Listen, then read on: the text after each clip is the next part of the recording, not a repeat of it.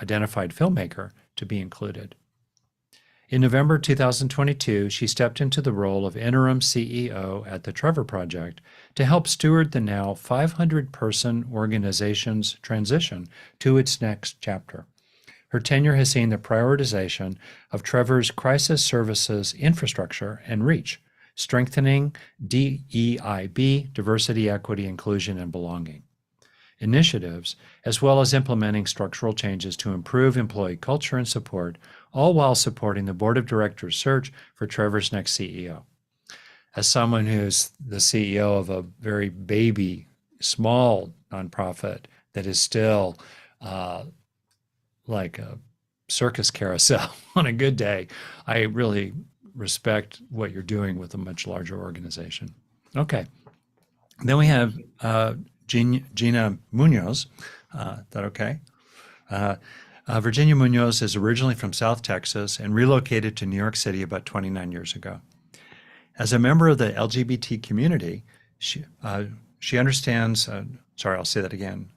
As a member of the LGBTQ community, she understands how many young people can struggle with their identity and became a passionate advocate and fundraiser for the Trevor Project 12 years ago. She served on the board of directors for 10 years, with 4 of them as chair of the board. Virginia has a diverse work background within the realm of law, healthcare, and education. For 20 years, she has provided legal services as a solo practitioner focused on real estate transactions throughout New York State. In healthcare, she has overseen various local, state, and federally funded projects and initiatives and worked closely with over 25 different health plans, including Medicare and Medicaid. In addition, she co-teaches a recurring class in public speaking at Princeton University's School of Public Policy. I think I could probably use some of your help in the way I'm doing this introduction. I'm really glad you're here.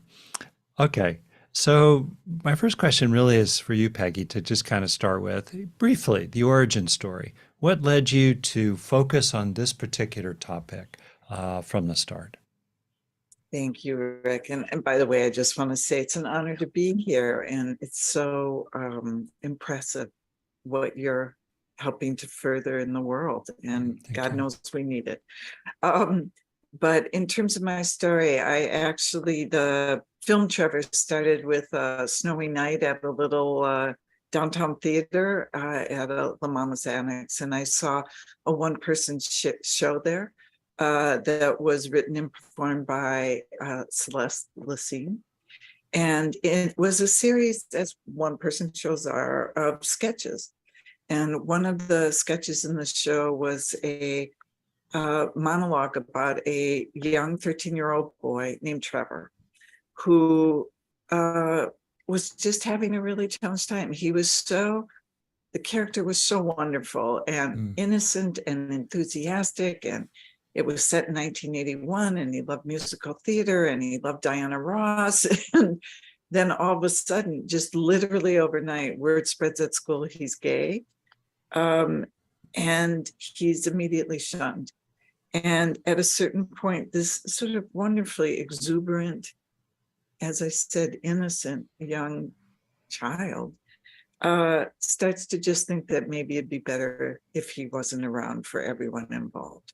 And he decides to make an attempt on his life. Yeah. And what was so extraordinary about this piece is that Celeste managed to bring humor, grace, and pathos. And I was in the audience and I was literally laughing and crying at the same time, which is not something I experience a lot. And I told my friend and fellow producer, Randy Stone, who happened to be in town in New York from Los Angeles, and said he really needed to see it. He went the next night. He came out. I could see he'd had exactly the same reaction. Yeah. And he just turned to me and said, "We've got to make a film out of this." And, we have both worked in the entertainment business. Randy was a very accomplished casting director, on major TV shows, etc. And anyway, we just decided, what the hell? And we knew there's no way you make money. We knew it's like a long shot, much less that you'd win an Oscar, but we just felt like this needed to be in the world.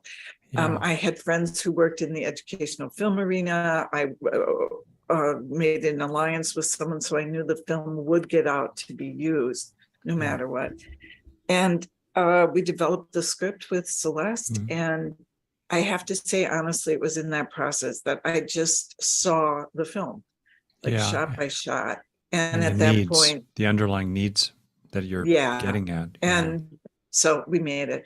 In the process of getting to know Celeste, we also discovered, of course, what had driven them to want to write this piece. And their inspiration came from an NPR story that had just released a study the government had made that said gay and questioning young people were 4 times as likely to make an attempt on their life as their straight peers.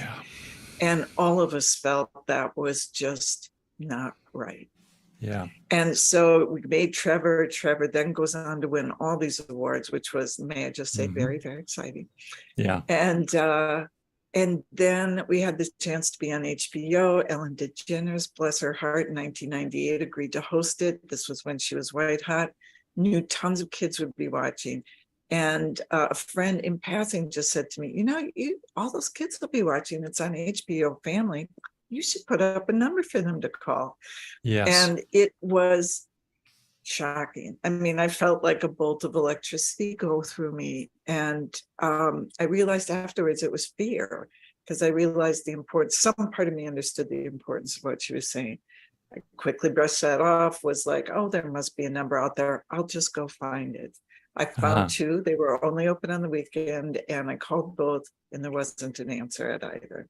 And at that moment, I decided this is not cool.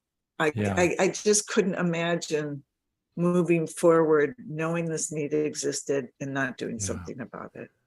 And so that's when I decided we should create our own 24/7 hotline, and let Celeste and Randy know. I thought that this would be a great thing to do. They said they'd absolutely join in, and there we go. And it took us, we had 3 months to pull it off, and we got it launched, and that was 25 years ago. I think so many great initiatives start with, like you said, what the hell? Let's just go for it. And there's some kind of line that, God loves saints, young children, and fools. There's some combination in, starting something. Well, Gina, if I could, building on what Peggy has said, first, I'm just personally interested in your own background, just at how you make a personal connection here. And then also the Trevor Project is doing amazing things. And I wondered if you could just maybe talk through some of the major offerings from the Trevor Project. And then we could get into one of your recent survey and the kind of the state of the problem today. And then we can maybe open it up from there to broader topics. But so first, just if you could, personal background, how you relate to this, and then what are some of the major offerings of the Trevor Project? Yeah, so I grew up in Laredo, Texas, so on the Mexican border, very Mexican-American family, very Catholic. And so, growing up, I knew I was different, but there's a lot of respect for your elders and religion. And so I knew that I wasn't prepared to rock the boat. I also wasn't sure because no one talked about it. And it wasn't as if I could turn around to someone and say, hey, you think it looks like you're gay too. Maybe we can talk about this. So I knew that I just had to sort of get through it and go somewhere else. And then eventually, I moved to New York. I did come out to my family, who were, exceptionally supportive, had no idea what to do with the information I had given them. But they, they're my family. They love me. So as I was sort of making my way in New York and starting to embrace who I was, and I started to get prouder and safer. And I lived in Chelsea in New York City. So surrounded by this incredible community. And I was like, this is it. This is where I want to be. And then I just started to sort of feel really confident in where I was. And then there was, the It Gets Better campaign started. and there was Tyler Clemente who committed suicide after being outed at Rutgers, I believe. And so I started to really look at the Trevor Project, and someone asked me, can you talk to a friend of mine or my niece? So we started talking on Facebook. It was long ago, and I realized that she had deeper issues than what they thought this connection would be. And I referred her to the Trevor Project, instantly made a change. I mean, I would say from one day to the next, it was a different person. And I think that's the beauty about it, is that everyone wants a community. You can't always find one. Yeah. And Trevor is there to be that community. So you don't have to have, it would be nice to have local chapters and different things around you to be able to engage and feel safe. But when all that is missing, Trevor's there. So, from a Trevor perspective, we launched into Mexico, right? That happened recently. And we've seen these numbers, and it's clear, it's everywhere. Everybody needs to just know that there's someone out there like them. We have Trevor Space, which is also, it's gotten bigger. It's gotten, we have a lot of resources. We have a lot of connections for people to find someone like them, because that's all you really want. I mean, I think it's, one supportive adult reduces the risk of suicide by 40% is what we found, right? So Wow. if you can make a call and someone answers, and whether they're part of the community or an ally, and they have compassion, and they really just, they hear you and they see you, changes. So, we're around 24/7. We are a lifeline. We are digital, so text, chat. The idea being that whenever you need us, wherever you are, we are there. So we continue to expand, and we're always evolving and making sure we have the proper resources, and that we have an incredible staff. We have an incredible set of volunteers. They are all over this country. Our staff is all over the country. So you're also getting the differences that happen in each, socioeconomic, religious, West Coast, East Coast, the middle. Everybody always thinks San Francisco, LA, and New York, but there are a lot of other states and cities in between that really need us. So we are actively, also working on advocacy so that we can try to change local, state, federal decisions, because that really does impact the young folks. I mean, we had, not to just give you all the stats that we have, but, there's like 1 in 3 LGBTQ young people say that their mental state is really affected by the political climate and what's happening in the world today. And that's alarming. And that's something that I think, and I believe that our team firmly focuses on. How do we help these kids not feel that way? And the best and easiest way is just to be compassionate toward one another and be there for them. So that is a big thing for us. And we are really focusing on prevention and just sort of being there from the moment they make that first call or text, to make sure that they can go on, succeed, know that they're cared for.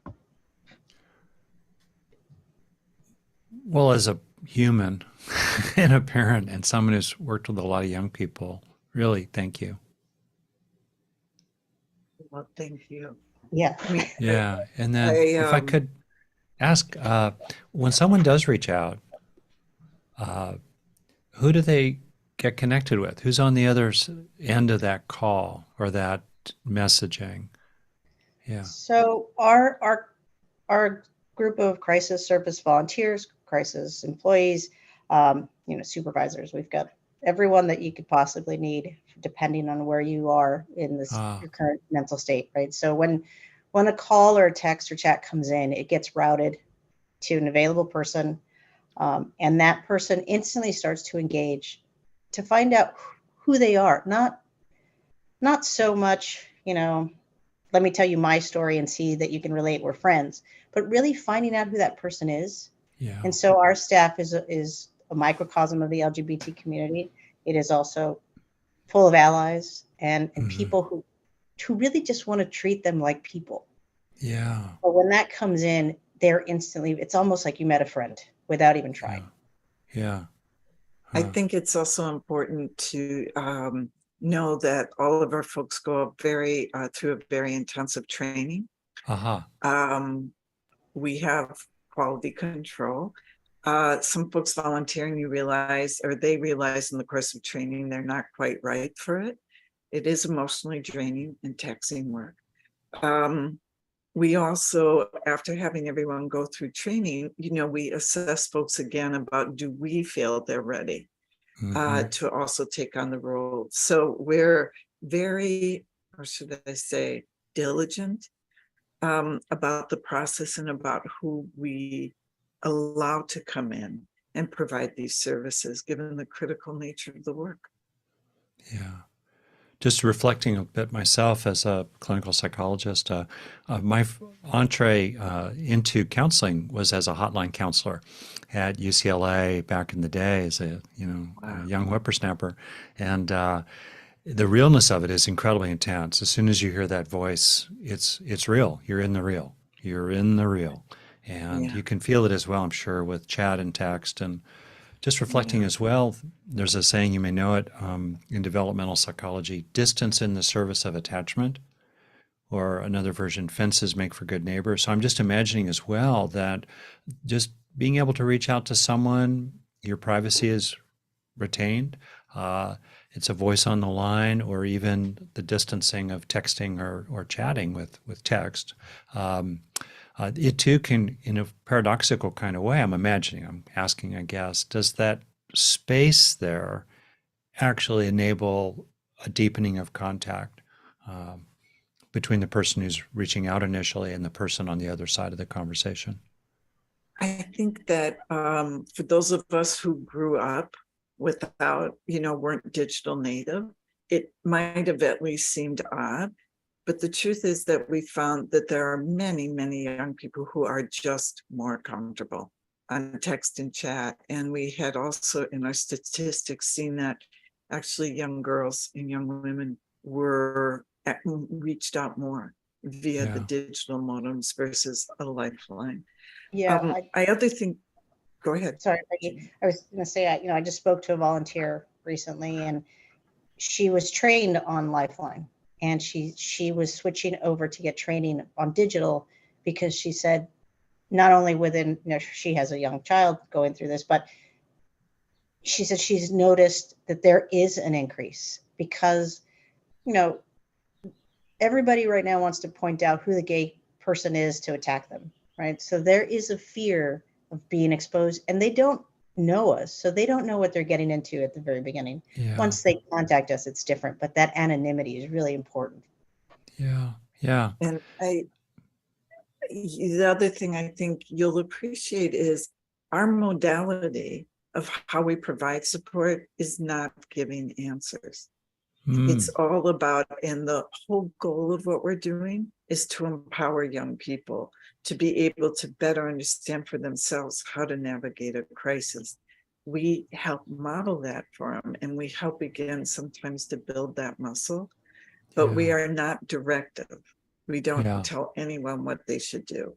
So we try to be, and I think are, an open, discerning, non-judgmental presence in their life that you have to quickly establish through whatever modality, that the person feels safe. And for many of our young callers, we've all heard stories, a huge percentage of homeless youth in this country are gay because they've been or identify somewhere on the spectrum, and have been kicked out of their homes for coming out.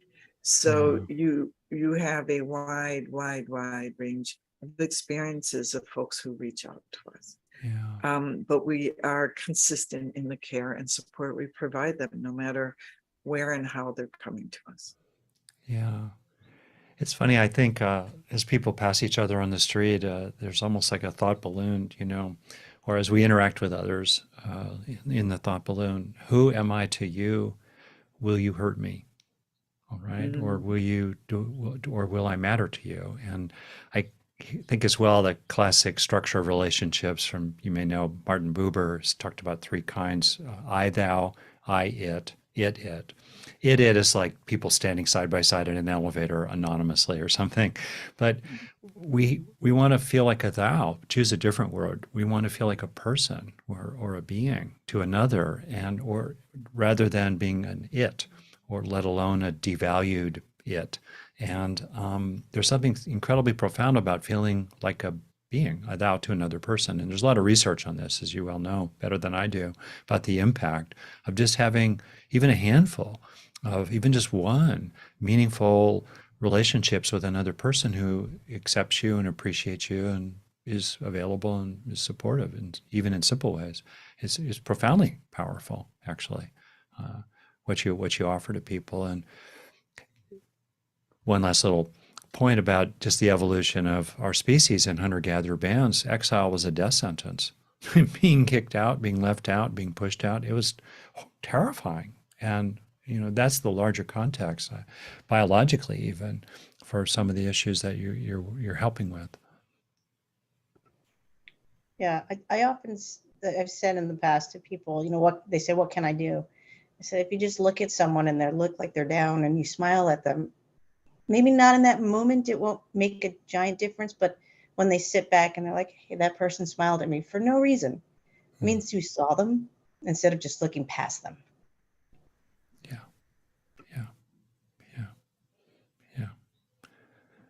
Well,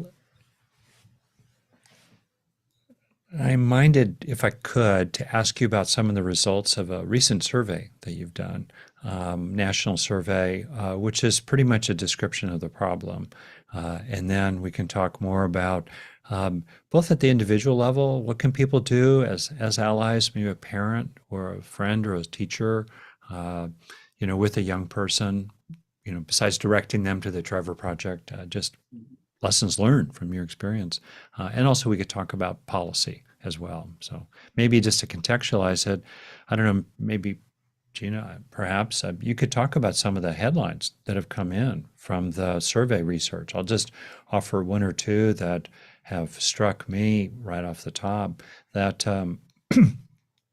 this is a major survey, 35,000, I think. Yeah, 34,000 LGBTQ youth ages 13 to 24 across the United States. And 45% of them seriously considered suicide in the past year. Wow, right? And 60% of them who wanted mental health care in the past year were not able to find it. Just starting there. And maybe, Gina, there's some other headlines or findings that really have popped out for you that you think are worthy of notice, special notice. I mean, I think the one word, every 1 in 3 LGBTQ young person has said their mental health was poor, and mostly because of all the anti-LGBTQ policies and legislation that's coming out. I think the fact that one supportive adult reduces your chance of suicide by 40%. I mean, all these things, if they're terrifying numbers, but all of them point to one simple fix. People just need to treat people like another person. We're all humans. There's humanity. There's compassion. That gives you your dignity. It gives you respect. I think, like Peggy always says, it's removing shame. People shouldn't feel shame, right? Peggy, and I'll let you go into that because that is a big thing that Peggy has always talked about. Well, I said the thing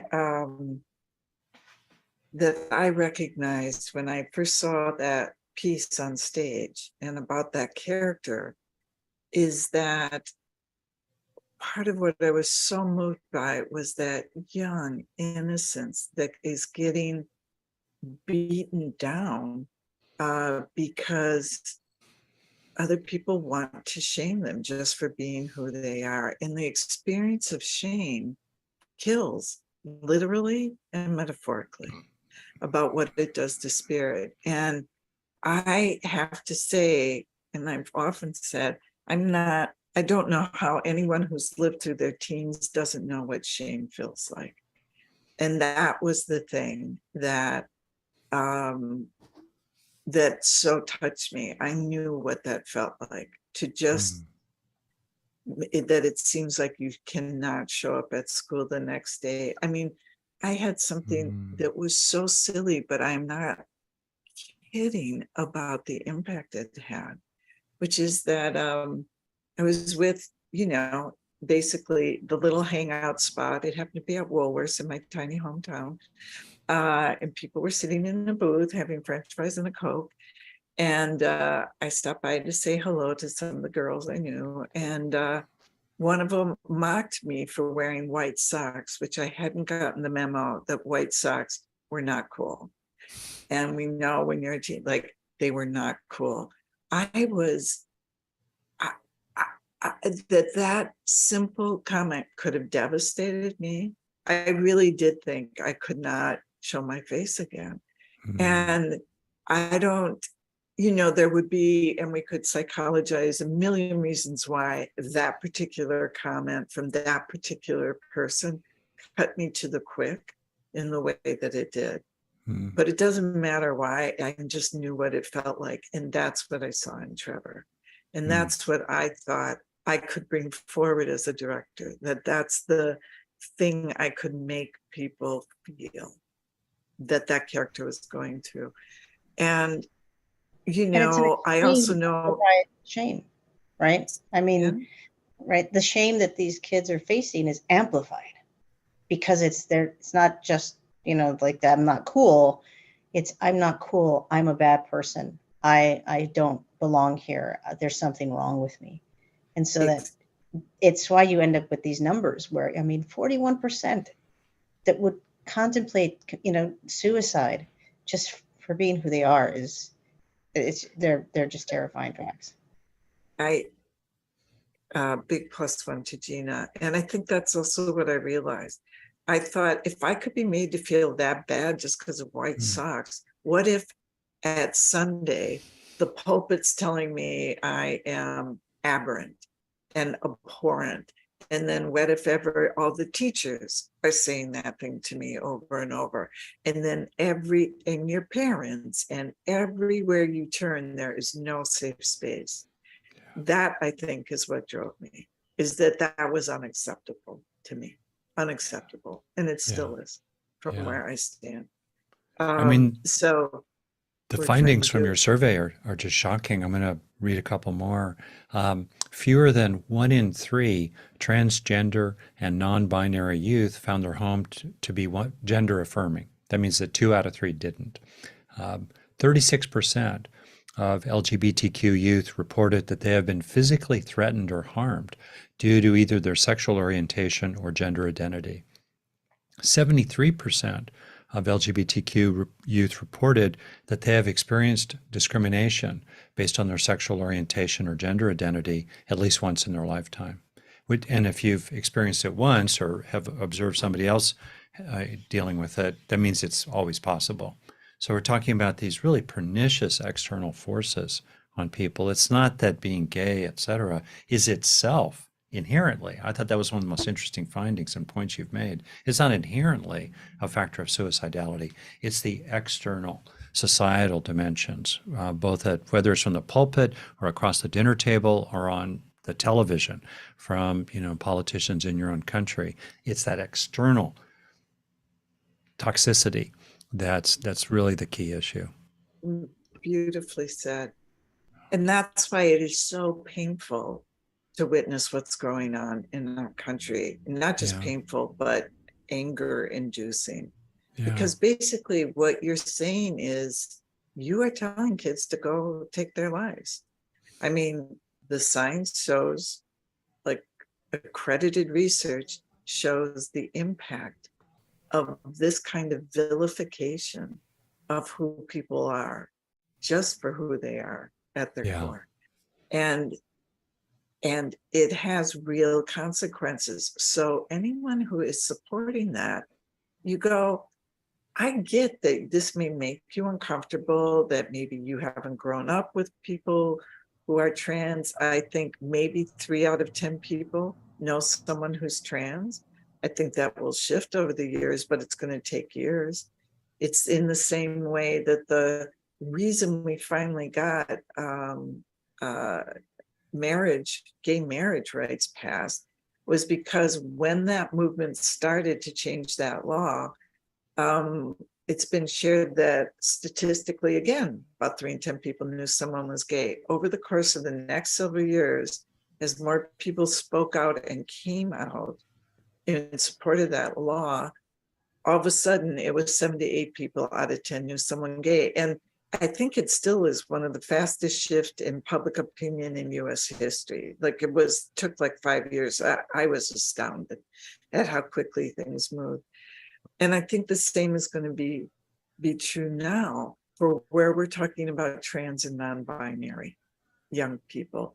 And it's just a lot of people are freaking out. People get scared by the new.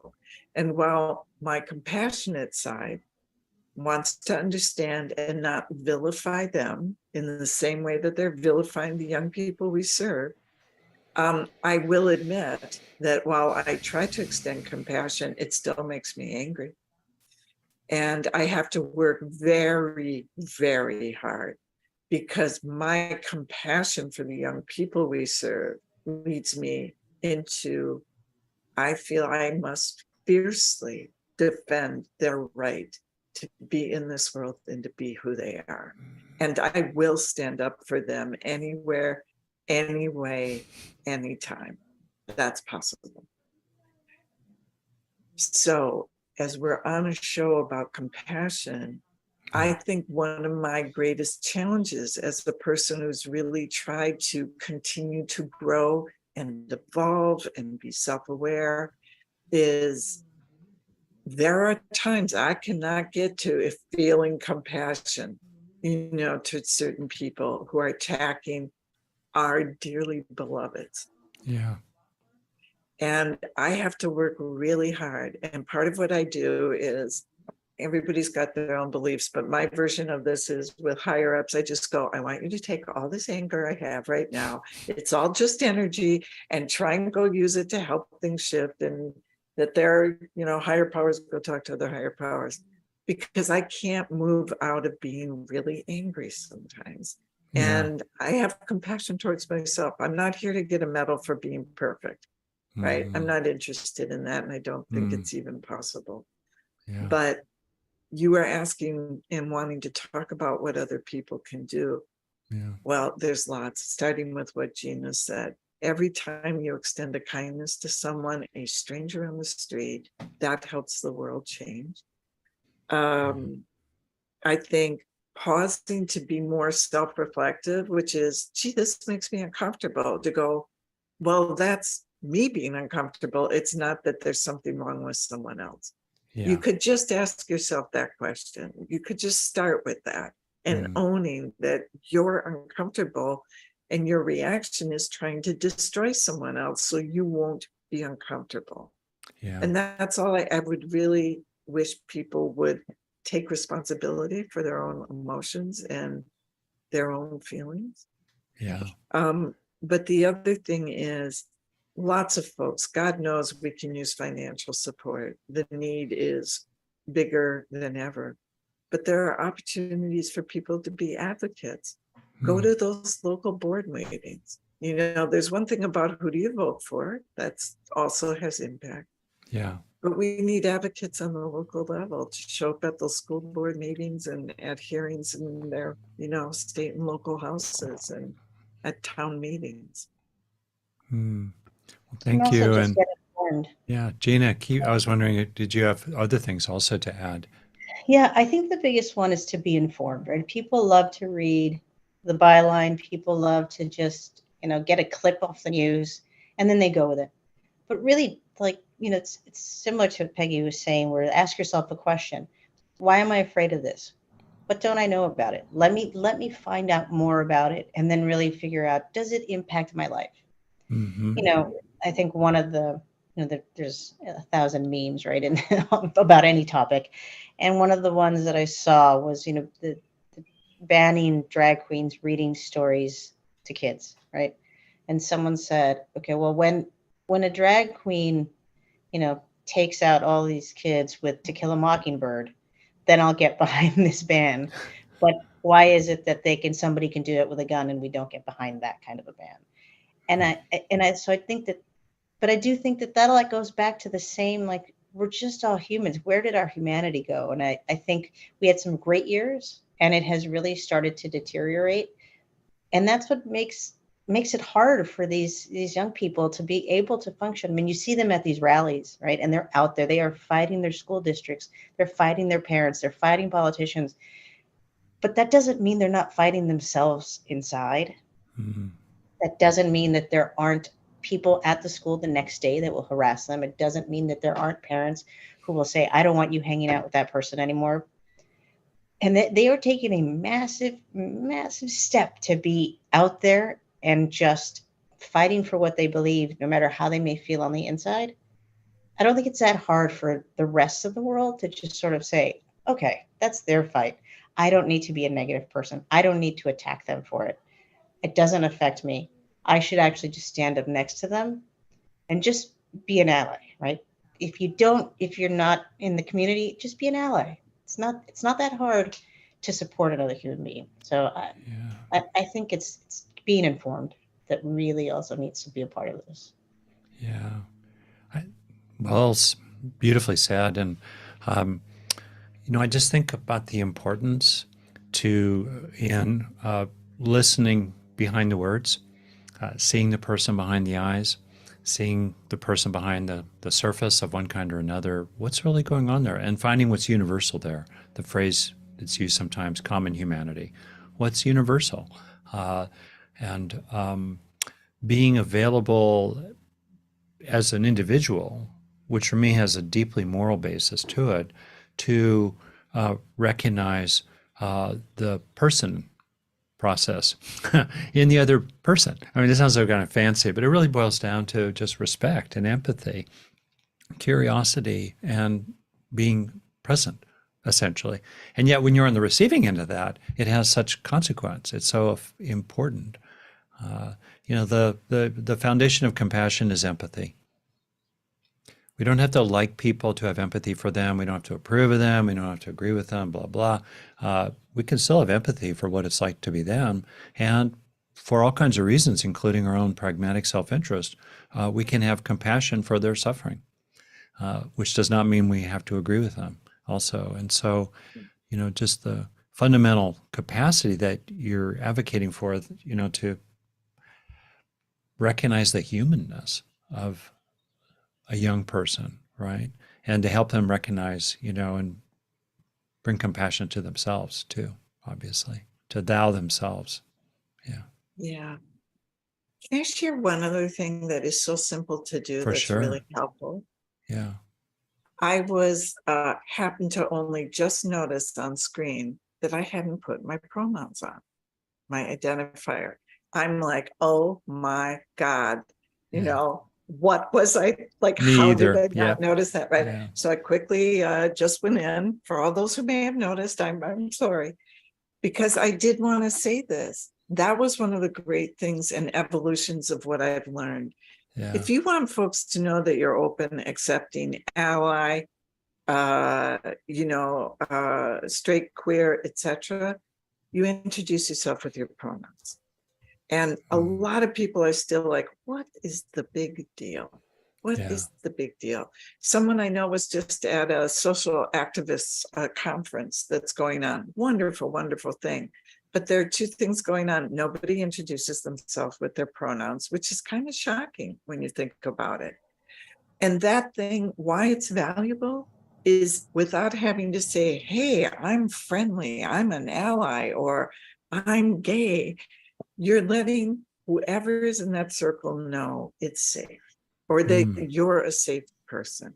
And that's why it's really an important signifier. Yeah. Now, I think that that small thing just can make such impact on all the young people we're talking about that in the world that feel isolated. They watch things like this and they go, oh, look, they're aware. And that's and also, it's not just Peggy making that. That did come out in our survey, that the people, transgender and non-binary, feel more respected when people use the right pronouns, and that actually lowered the rate of them attempting suicide. So it's not just something that we think should happen because we're at Trevor and because of who we are, but it is in our survey as well. Yeah. For parents, do you have any suggestions for parents? or family members, siblings. Yeah. I mean, what I do is I send them all the resources we can, right? So I send the national survey. I send them, we have different reports that we do throughout the year, almost like white papers. And so if something comes up, I send it to them. And also just, I have a lot of conversations with them. I had an uncle who passed away, and it's a little hazy now because I'm older as to how I completely found out. But when I was very young, I found out that he was transgender. But no one in the family ever talked about it. And when he passed away, it was the first time that anyone was faced with he was very ill. And so I went home to help my aunt take care of him because she asked me to go. And I realized at the time she asked me to go because I was the only one that knew that he was transgendered. So, helping move him, bathe him, things like that. And having a conversation about that with her completely changed. I mean, she was so sad and devastated, of course, but it just sort of like you saw the stress fall. And so I had the conversation with my other relatives, and I have a niece. They go back and forth whether they're non-binary or not. I think part of it is society, and when they feel comfortable going by they, them, they will, but when they don't, they revert back to she. And I said, to my family, that whole, how you felt when you just felt like, oh God, the secret's out and I can just breathe.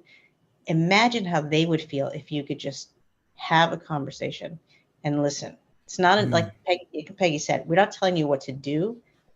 We're just telling, just tell them you're there to listen. Let them talk to you. Let them, if today they want to be they, them, and tomorrow they want to be she, or whatever it's up to them. It's their life.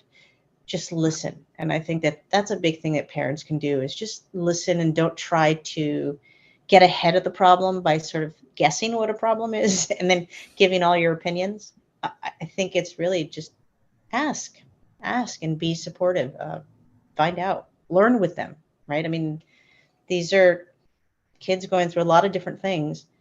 Everyone has a different issue, a different struggle, a different thing that makes them feel good. So learn what that is and be able to engage. I think that's a really important thing to do. I agree. I think there's great power in listening, that making the space safe for your child to share stuff with you. And the only way they're gonna and feel safe is if they're not, you don't mean that. That can't really be. I'm sure this is just a phase. You don't do anything now. I mean, all that stuff. Why would you go talk to anyone about this? It's this, you'll hear a common theme when people talk about coming to realize who they are. Some people figure it out by the time they're 6, even earlier for some. The tweens are, I've been thinking, I think I might be this. I'm not sure. There's a lot you have to go through to figure out actually who you are in many ways, not just around gender and or sexual orientation. So that thing of, make it safe. If you want to know what's going on with your child, it's up to you to make it safe for them to talk about stuff. And by the way, and it's also safe for you to say, I don't know what to think about that. That's a new one for me. I don't know why. That makes me a little uncomfortable, but I'm going to go think about that. And I want you to know we can talk about this anytime. I love you and I want to support you. So I want to help you and us walk through this together. Yeah, beautiful. It's like, that's really, that would be nice if folks could do that more. Yeah. There's a related question that's come in through the chat, which is suicide can be a taboo topic and it can be difficult to bring up or talk to someone about. Do you have any tips for identifying warning signs and how to bring the topic up with someone you love if you're worried about them? Great question. For folks who I want to quickly say, we have tremendous resources on our website. Great. So if you ever have questions about any of the stuff we've been talking about today, that is really one of the really valuable things, I think. And by the way, we do get parents calling us and reaching out to us a lot. And every time it happens, it makes me really happy because I know they're really trying to do right by their children. But one of the things that I learned early on when I got into this work is that for folks who haven't worked in this arena, they're afraid to use the word suicide, or are you seriously thinking of taking your life? It is one of the things we get out very early on in our encounters when folks reach out to us. So if the answer is yes, or if they say no, I think the next follow-up is because I've seen something's off with you and I'm very concerned. And, honestly, I went through a very serious depression in my life. And part of it was friends said to me, something really seems off. Can we help? Can we help you get help? And that was very helpful. I have to admit, I was not in the place I usually now think of myself as being. And it was a very difficult period. So having someone acknowledge it and approach with care and concern was very, very helpful to me in that moment. But we know that there's a lot of the, again, research. This is stuff like, we'll all have opinions. But what is great and I so value about Trevor is it's very rigorous about the research it does. We're not the only people researching suicidality in the United States and internationally. So we always stay current, not only with our own research, but what's also in the field. And so that kind of more specific guidance is also helpful and available to folks for free on our site. Yeah, we have several sort of steps. We break it out into how can you help, suicide risk factors, warning signs of suicide. So it's a really helpful resource to sort of guide you through it and get the information. And you just go to the website, go to resources. That's really great. By the way, if I could, in the interest of time, maybe I could ask another question that's come in through the chat. But first, Peggy, you wanted to jump in? You wanted to add something? No, I just want to say for all the other folks who might want to be helping young people who may just be having a really difficult time but aren't suicidal, thank God. We have a online community for gay and questioning teens. It's called Trevor Space. And it is the one place, especially if you're living in an isolated area, where you can meet other people just like you.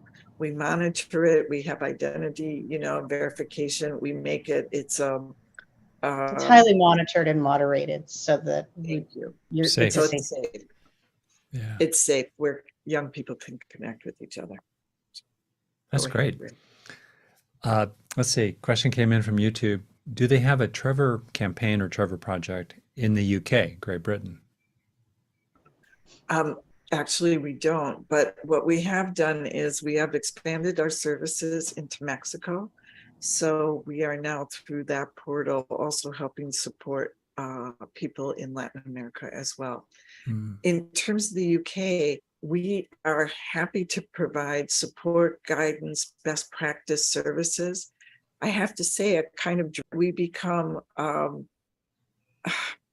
we are expert in our field. And what I would love is for us to be able to share that expertise with other people. I do think there's a lot to be said for these things being owned locally. I would not want to be seen as being insensitive to other people's culture. There are certainly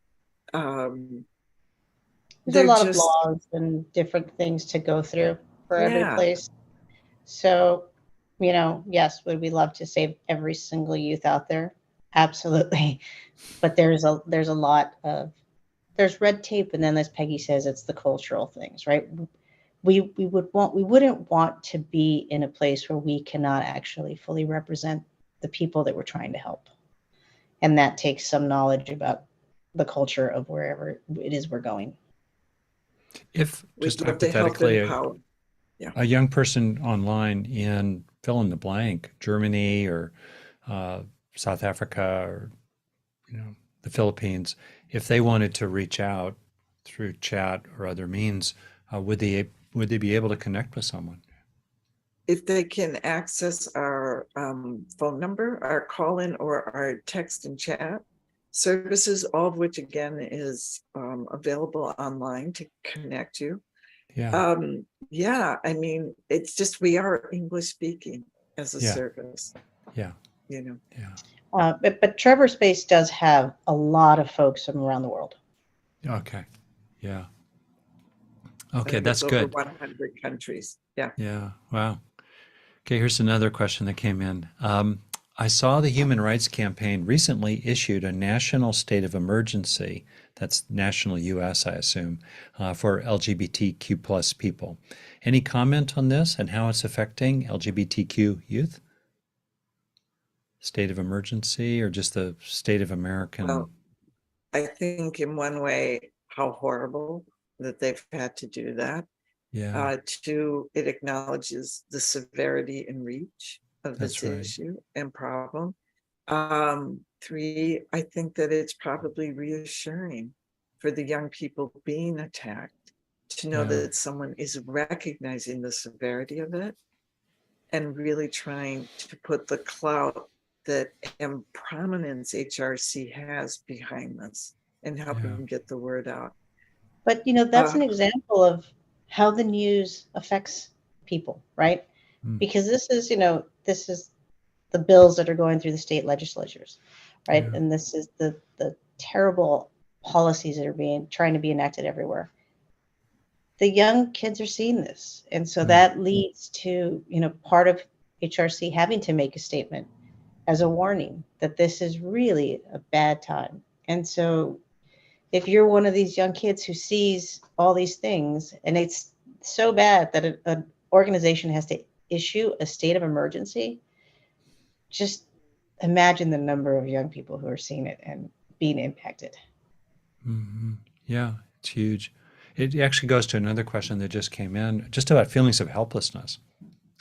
Because at that state level, the cultural level, particularly in America, given the unfair structures in a lot of ways in our underlying um, political structure, and then thinking about this in other countries in the world that are like criminalizing, right?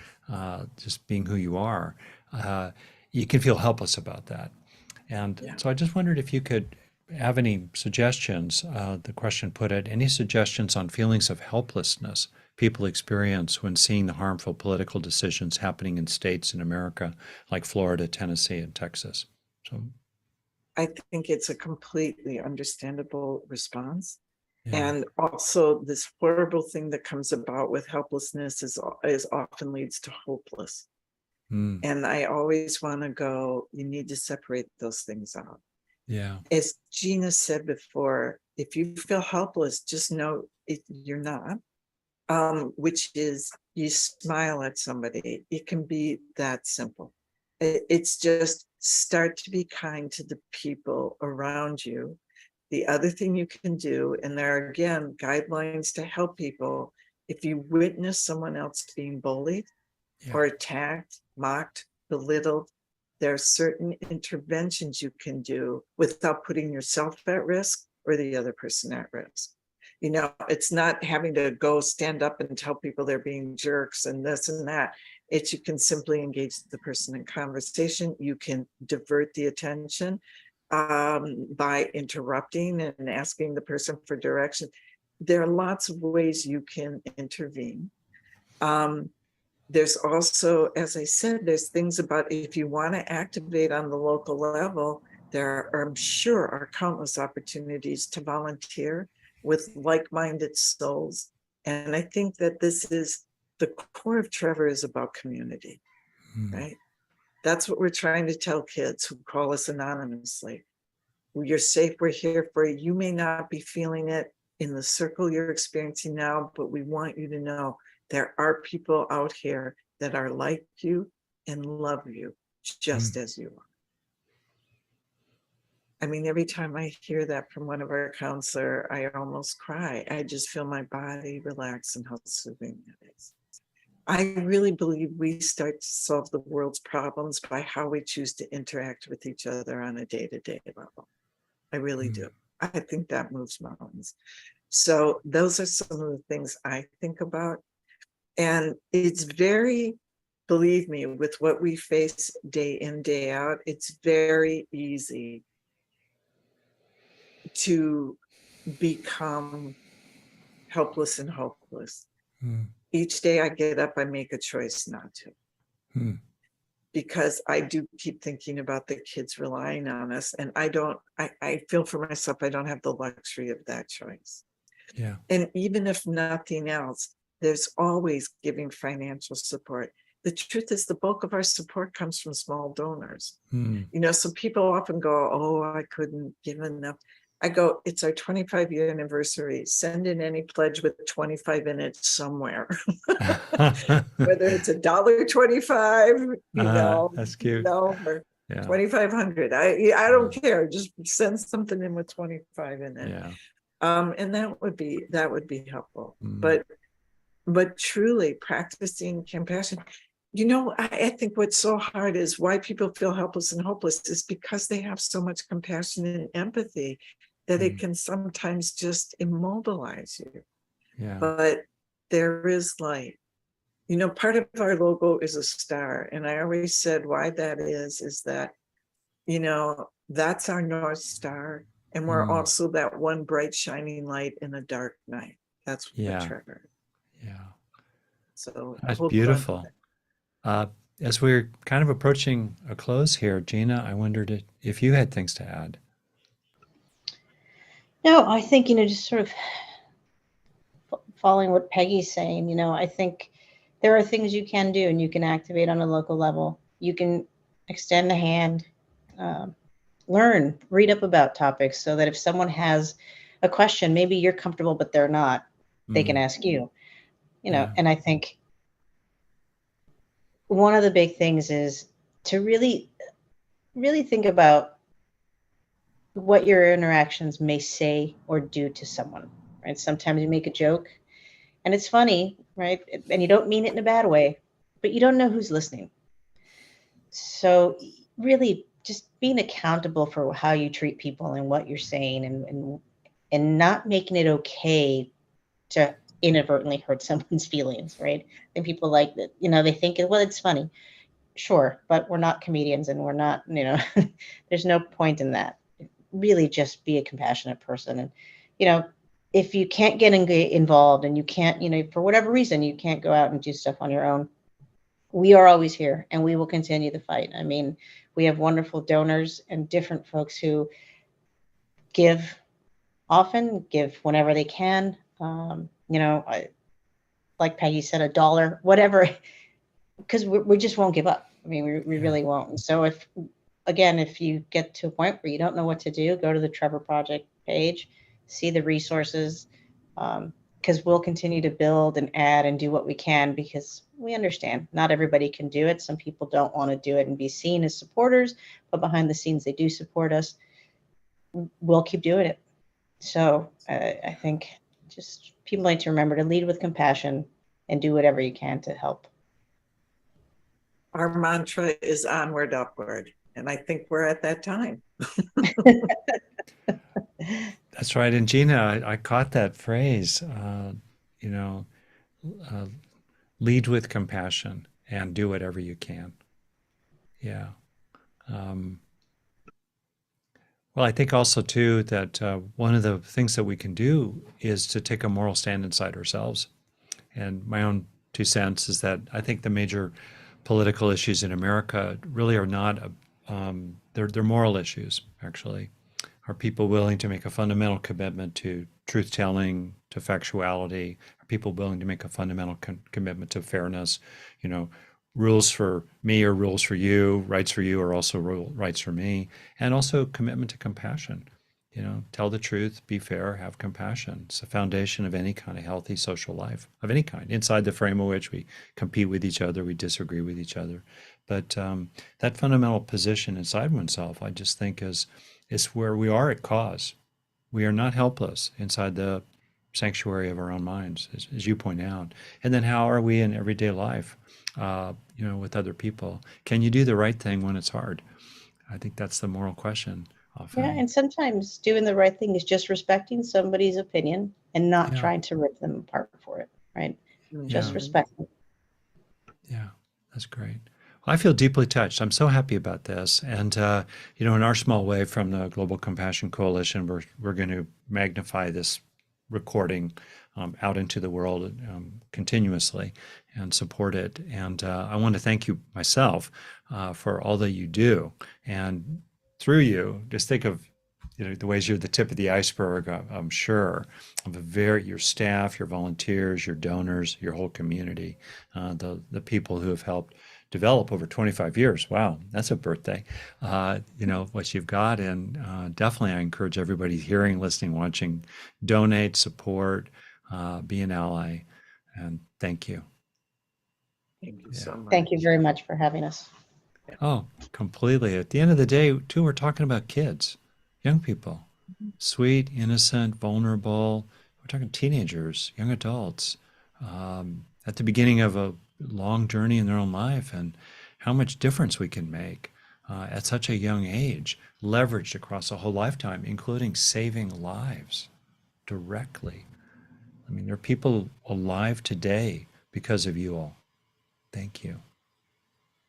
And we've met some of them. That's been the amazing thing of being around for 25 years. Yeah. Okay. Well, thank you. Triple thank you. It's a wrap. And thank everybody who's participated here. Have a Thank wonderful day. Happy Have a great- Pride, everybody. Yes, happy Pride. Have a great one. Thank you.